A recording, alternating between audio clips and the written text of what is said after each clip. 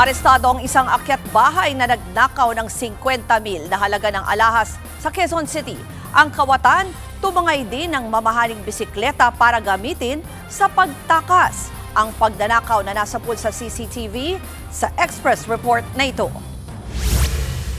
Taimtim ang hating gabi sa bahay na ito sa Barangay Paltok, Quezon City nitong Sabado. Kuha yan sa loob ng entrada ng bahay sa mismong harapan ng kanilang gate. Maya-maya pa, bumaba ang lalaking yan mula sa bakod. Nagdire-diretso lang si kuya sa loob na parabang siya ang may-ari ng bahay.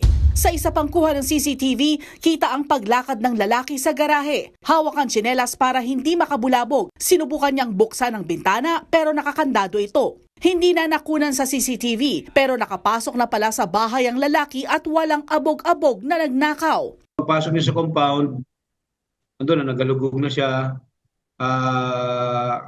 As per record sa ating complainant, meron nawawalang more or less 50,000 assorted jewelries, no?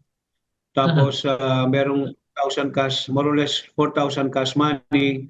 Nang sumakses sa target, sa gate din mismo dumaan ang kawatan para makalabas ng compound. Pero bago umiskapo, hindi pa siya nakontento. Kinuha niya ang nakaparadang mountain bike na nagkakahalaga ng 100,000 piso. Sabay sibat na parang walang nangyari. Agad na i-report ang pagnanakaw sa mga pulis at ikinasa ang manhunt operation. Nahuli ang suspect na kinilalang si alias Nelmar, 23 anyos.